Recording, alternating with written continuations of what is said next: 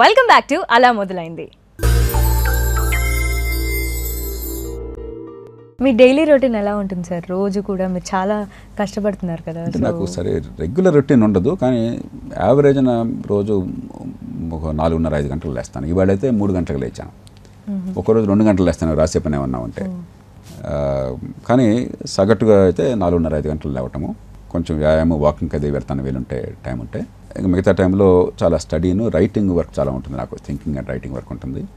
ఈ మధ్యకాలంలో ఇప్పుడు నేను మిగతా విషయాలు ఎట్లా ఉన్నా కూడా ఒక తండ్రిగా నేను సరైన వాడిని కాదు, ఎందుకంటే పిల్లలకి ఎప్పుడు సమయం అలా.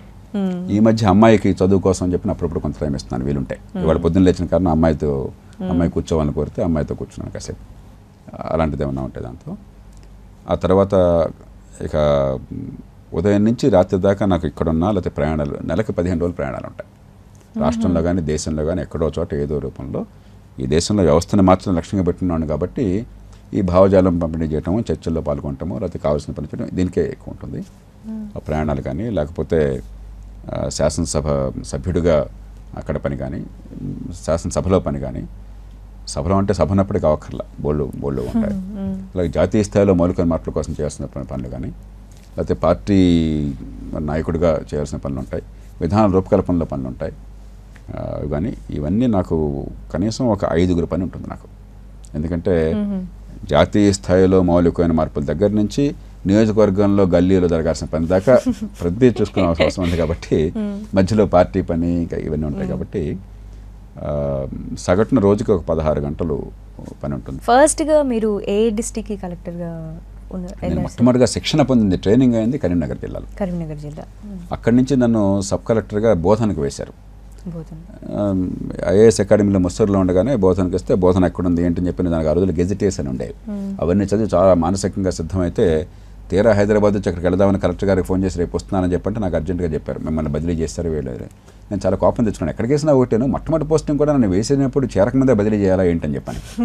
జీఏడీకి వెళ్ళి నేను వెళ్ళను, కొంచెం మొరాయించాను. మీరు నాకు ముందు చెప్పలేదు, నేను వెళ్ళనని చెప్పాను. అప్పుడు వాళ్ళు నాకు టికెట్ అర్జెంట్గా ఏర్పాటు చేసి, రైల్వే టికెట్ నర్సీపట్నం అని చెప్పి, నర్సీపట్నం ఎక్కడుందని అడిగాను, నాకు తెలియదు అక్కడ నర్సీపట్నం, అక్కడ కప్పలు చేశారు, రేపు వెళ్ళి చేరిపోవాలా. అప్పుడు వాళ్ళే టికెట్ ఎమర్జెన్సీ కొట్టాలి చేసి నన్ను కారులో పంపించి స్టేషన్కి నన్ను జాగ్రత్తగా ట్రైన్లో కూర్చోబెట్టి నన్ను గొడవ పెట్టేస్తానని చెప్పని. అట్లా మొట్టమొదటి పోస్టింగ్ ట్రాన్స్ఫర్తో మొదలైంది నాకు. ఇంకా ఊరేంటో తెలియకుండానే. ఎందుకు జరిగిందని కనుక్కుంటే తర్వాత ఎవరో చెప్పారు, ఎన్నికలు రాబోతున్నాయి. నేను పక్కన జిల్లాలో, కరీంనగర్ జిల్లాలో అసిస్టెంట్ కలెక్టర్గానే పనిచేస్తున్నాను, కానీ అప్పటికే నేను కొంచెం అంత అవసరమైతే కఠినంగా ఉండగానని చెప్పి అర్థమైంది. చాలా విషయాల్లో నిర్ద్వందంగా ఉన్నానని చెప్పని. ఇలాంటి వాడు వస్తే ఎన్నికల టైంలో మనకు పనికిరాడని చెప్పి ఎవరో మంత్రిగా రాపించాట. నాకు ఆ సంగతి కూడా తెలియదు అసలు. మీకు కూడా అదే పరిస్థితి? అది మొట్టమొదటి రోజునే జరిగింది అది.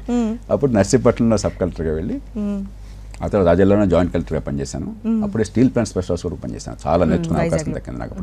అక్కడి నుంచి తర్వాత ప్రకాశం జిల్లా కలెక్టర్గా పనిచేశాను. Okay, are you satisfied sir? నేను ప్రజలకు కొంచెం మంచి అంటే 2 రకాలు ఉన్నాయి. ఒకటి, మనకు ఉన్న అవకాశం పరిమితి మేరకు మనం చేస్తున్నాం అన్నది వ్యక్తిగతంగా సరే. ఆ రకంగా అయితే సమస్య లేదు. నన్ను గురించి ఎవరు ఏ జిల్లాలో అడిగినా కూడా చెప్తారు. ఆ రకంగా ఇది అక్కర్లా. ఒక డాక్టర్గా చేయొచ్చు, ఒక ఇంజనీర్గా చేయొచ్చు, ఒక పత్రికగా చేయొచ్చు, ఏదైనా చేయొచ్చు. రెండోది, ఈ సమాజంలో ఎంత జరగవలసి ఉంది, ఎంత జరుగుతోంది, ఆ రకంగా అయితే ఐఎమ్ టోటల్లీ డిస్సాటిస్ఫైడ్. మన సమాజంలో జరగాల్సినంత పరిస్థితి జరుగుతుంది చాలా తక్కువ. ఆ కొద్దిదానికి మనం తృప్తిపడిపోయాం, చాలా గొప్పవాడు అనుకుని మన భ్రమల్లో పడడం చాలా మూర్ఖత్వం అవుతుంది. అది పెద్ద విషయం అయిపోతుంది, సెన్సేషనల్ అయిపోతుంది. వ్యక్తులుగా మనం చాలా మిగతా వాళ్ళ కంటే ఎక్కువ చేయొచ్చు. చెట్లు ఎంచడం ఆందోళన చెట్టు మహావృక్షం కాబట్టి, ఎవడో ఏ పని చేయనటువంటి సమాజంలో 2 లక్షల ఎకరాలు ఇరిగేషన్ చేయడం చాలా గొప్ప విషయం కాబట్టి, బ్యాంకు నాశనమైన సమయంలో రాష్ట్రంలో 1 కోటి మంది రైతులకు న్యాయం చేయడం కోసం ఆ బ్యాంకును బాగు చేయడం చాలా గొప్ప విషయం కాబట్టి మనం గొప్పవాడు అనుకోవచ్చు. కానీ భారతదేశంలో జరగాల్సిందంతా పోలిస్తే మనం చేయగలుగుతుంది చాలా తక్కువ కాబట్టి మనం సిగ్గుపడాలా, ఇంకా మార్పు తేవాలని చెప్పని కోరుకోవచ్చు. నేను 2వ తరగతి చెందినవాడిని. వ్యక్తిగా ఏం చేయగలనో నాకు తెలుసు, నేను రుజువు చేసుకోవాల్సిన అవసరం లేదు. నాకు ఎక్కడ అవకాశం వచ్చినా కూడా ఏం చేయగలనో చేసి చూపెట్టాను. ఇవాళ శాసనసభ నియోజకవర్గంలో అద్భుతాలు జరగట్లే, కానీ 800 కోట్ల రూపాయల పనులు ఇప్పటిదాకా అమలవుతున్నాయి. ఏ నియోజకవర్గంలో కూడా మీరు అసలు దీనిలో ఒక చిన్న భాగం కూడా ఊహించలేరు. ఇంకొక 300 కోట్ల రూపాయల పనులు జరుగుతున్నాయి. అది కాకుండా 600 కోట్ల రూపాయలతో కేవలం కూకట్పల్లి ప్రాంతం కోసం నీళ్లు రావడం కోసం చెప్పని కృష్ణా ఫేస్తే గట్టిగా పోరాడే నగరానికి లాభం. దానిలో భాగంగా కూకట్పల్లి ప్రాంతాన్ని నీళ్ల కోసం చెప్పని పైప్ లైన్ కూడా ఏర్పాటు అవుతున్నది. కాబట్టి ఇంతకంటే ఎక్కువ చేయాలి, కానీ అది నాకు పరిమితులు ఉన్నాయి. ఒక వ్యవస్థగా. ఆ పరిమితుల లోపల మ్యాక్సిమం చేస్తున్నాను సాటిస్ఫాక్షన్ నాకు ఉండొచ్చు, కానీ ఈ పరిమితులు ఉండాల్సిన అవసరం లేదు. నిజమైన ప్రజాస్వామ్య సంస్థలో ఇలా ఉండాల్సిన అవసరం లేదు. మనం దిక్కుమాలినటువంటి వ్యవస్థ నిర్మాణం చేశాం.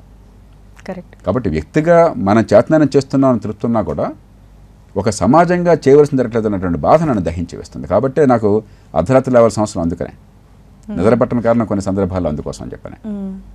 నాకు ఏ పదవిలో ఉన్నా లేకున్నా కూడా రాత్రి బోళ్ళు పనిచేసే కారణం అదే. పదవి ఇప్పుడు ఈ మూడేళ్ళుగా ఉంది. ఇది పెద్ద, నేను 30 ఏళ్ల క్రితం ఎంతకంటే చాలా ఎక్కువ పదవి చేశాను. 10 ఏళ్ళు నాకు ఏ పదవి లేదు, రూపాయి జీతం కూడా లేదు. కాబట్టి పదవి ఉందా లేదా అని కాదు, జీతం ఉందా లేదా అని కాదు.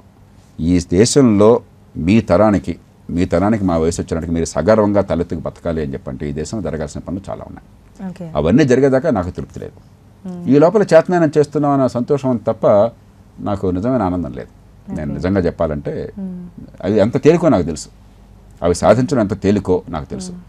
కానీ ఎంత దుర్మార్గమైన వ్యవస్థలో ఉన్నామో చాలా తేలిగ్గా జరగాల్సిన ఎంత కష్టపెట్టి ఆపుతున్నారో నాకు తెలుసు. ఈ రెండు నాకు తెలుసు. అందుకే నాలో ఈ కసి ఉంది, ఆవేశం ఉంది. ఎందుకంటే గ్రామాల్లో పుట్టి పెరిగిన వాడిని.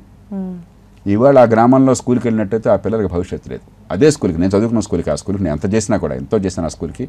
ఆ ఊరికి ఎంతో చేశాను. 430 టాయిలెట్లు కట్టించాను, 80 లక్షల రూపాయలతో బ్రిడ్జ్ చేయించాను ఆ ఊరికి. అవన్నీ చేశాను.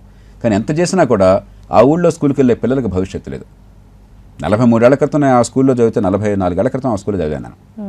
ఆనాడు ఆ స్కూల్లో చదివిన పిల్లలకి భవిష్యత్తు మాలాంటి వాళ్ళకి అందరికీ ఉంది. 44 ఏళ్ల తర్వాత అంతకంటే కొన్ని 100 రెట్లు ఎక్కువ ఖర్చు పెడుతున్నా కూడా ఆ స్కూల్లో చదివిన పిల్లలకి భవిష్యత్తు లేదు. నా దృష్టిలో గొప్ప విజయం సాధించాల. వాళ్ళకి మంచి భవిష్యత్తు లేకపోతే మనందరం ఫెయిల్యూరే. కరెక్ట్. నాలో తీవ్రమైనటువంటి కసి ఉన్నది. ప్రతి బిడ్డకి ఏ కులంలో పుట్టినా, ఏ కుటుంబంలో పుట్టినా, ఆడైనా మగైనా సరే తెలివితేటలు వికసించే అవకాశం ఉండాలి, తలెత్తుకుని బతికేటువంటి ఏర్పాటు ఉండాలి. అది జరిగేదాకా మనం తృప్తిపడకూడదు. జయప్రకాష్ గారితో ఇంకొన్ని విశేషాలు మాట్లాడుకునే ముందు అలా మొదలైందో ఇప్పుడు తీసుకుందాం ఒక చిన్న బ్రేక్.